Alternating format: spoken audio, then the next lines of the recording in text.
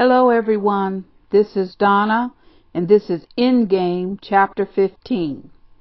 And the name or the title of this chapter is Endgame. Now, Omid is talking about the coronation. This happened in 2023, and he's talking about how he made his way toward the center of a virtually empty Westminster Abbey. And he is talking about how he saw the coronation chair and how it was patched up and time worn and faded. He talked about that this chair has been used in coronations for 700 years. Now, he says that Westminster Abbey has been the backdrop of coronations since 1066. He talks about there's been weddings there, Princess Diana. He talked about the first time he was a royal reporter was covering William and Kate's wedding, April 29th, 2011. And he talks about how at the time that William and Kate tied the knot, we were all still caught up in the royal fantasy. The enchanting wedding provided the magic the family and institution desperately needed at the time. After a dry spell, the couple's union made the royal family exciting again and threw a spotlight on the possibilities of the next generation. That happened with Charles and Diana's wedding. It happened with Meghan and Harry's wedding. He talked about that May 6, 2023, the crowning of King Charles III was the first chance for the majority of the nation and those around the globe to witness the spectacle of a British coronation. Remember, the last time was Queen Elizabeth II. They talked about, he said that the commentary notes that Buckingham Palace sent to people told everyone to emphasize the fact that the ceremony was 1,000 years old. He says, in fact, the type of ceremony that the institution prepared Charles for dates back only to 1902, when King Edward was crowned, and said that there are still medieval elements, but the majority of it is a recent creation, and that's because of technology. Everybody gets to see it. He says that even the regalia on display are not originals. He says that they were destroyed by Oliver Cromwell in 1649. And he says that even when the Prince of Wales had his investiture in 1969, that his filmmaker uncle, Lord Snowton, was the one who shaped the ceremony to look archaic and mysterious. Okay? Now, this coronation for Charles, he said, he talks about how they were like less aristocracy and more just people there, and celebrities was there. And he talked about it was still a large service, and that, you know, Charles is really a person who want, you know, all religions to participate.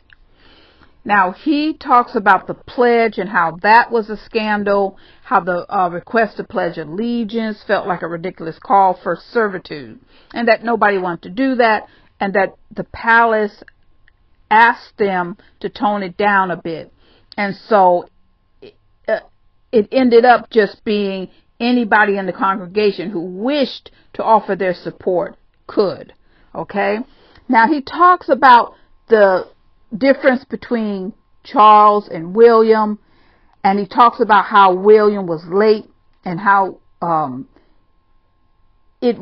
William's people said it wasn't William's fault. It's just that Charles's carriage went quicker than expected, that he really wasn't late, just Charles just reached the Abbey before he did. Well, you know, that's two different stories, so that's still a big deal. Charles says one thing, William says another. So in 2023, we're really just beginning to see the fracture between William and Charles. Now, he says that Charles didn't look like he was confident even after he was crowned. But he said Camilla, on the other hand, looked confident though at times it appeared she couldn't quite believe she had finally completed her 37-year journey from unpopular mistress to a crowned queen. And he said her smirk as Queen Mary's upcycled crown, now bejeweled with 178 carats of Cullinan diamonds, was placed on her head. Every time I saw Camilla, I just felt like Diana should be there. And I have pictures of Diana, our forever queen, here. He says that Charles was anointed behind a screen, whereas Camilla was anointed in full public view. Her new elevated status was reinforced in front of the world. He talks about the difference between the way Harry and Andrew were treated. And we could all see that. Harry, you know, it was a big deal whether he was going to go or not. Harry didn't know. Finally, he goes. He doesn't stay all, afterwards, but he goes, and he wasn't allowed to wear a uniform. But he said that he doesn't even think that Harry asked. Versus Andrew, who was in his ceremonial robes. Okay, he talks about how the ceremony was, after the ceremony was completed, that Charles still had a tough part to do, which was being king, and so does William. Okay, he says that the crown is in trouble. Well, we know this, people aren't interested, but that is that is William and Charles's fault. Now, he talks about how they were saying, now remember, he's talking about 2023. He says, over the next 2 years, Charles, Camilla, William, and Kate plan to increase formal visits to the Commonwealth countries to protect and strengthen ties. This is what they were telling everybody in 2023. I looked it up. In 2024, there were 2 visits made by Camilla and Charles to Australia and Samoa. None for William and Kate. In 2025, there was 1 visit made by Camilla and Charles to Canada. None by William and Kate. Versus Harry and Meghan, who between 2024 and 2025 made a visit to Nigeria, which is a republic within the Commonwealth, and a visit to Canada, which is a Commonwealth realm, and a visit to Colombia.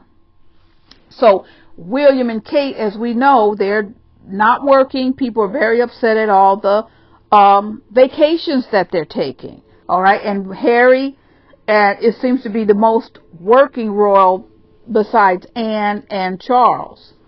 So he is talking about how the royal family have to do things better, or else they're just going to become non-existent. He also talks about the balcony, and you can see the difference on the balcony at Charles's coronation and ever since, where he has like 4 people between him and William. And I think that William was looking pretty sad up there, looking over and seeing how his father's totally rejected him, versus the balcony with the Queen, how she was there with her whole family. And Charles has just rejected his family, and Camilla's, pointing, telling people where to go, and the crown doesn't even look like it sits on her head. Now, when I get to the end of chapter 15 on page 369, I see something that makes me believe this is the reason why the royal family did not want this book to be read by anyone. And it's because Omid says at the end, the very last paragraph, okay, he says, the monarchy is now running out of meaningful words, especially if it ignores a public trying to teach it new ones. Should it continue to do so, then perhaps it's time for silence and to let their country speak for them instead, even if it means standing back and watching the curtain slowly close. So I come to the conclusion that, number one, this book is even and fair, and there's notes in this book that everybody, if you want to talk about the royals, this is such a good resource book. This whole book is a resource, okay? But it seems that, to me, that Omid is a Republican, and this last paragraph is the reason why the royal family is upset. Thank you for listening.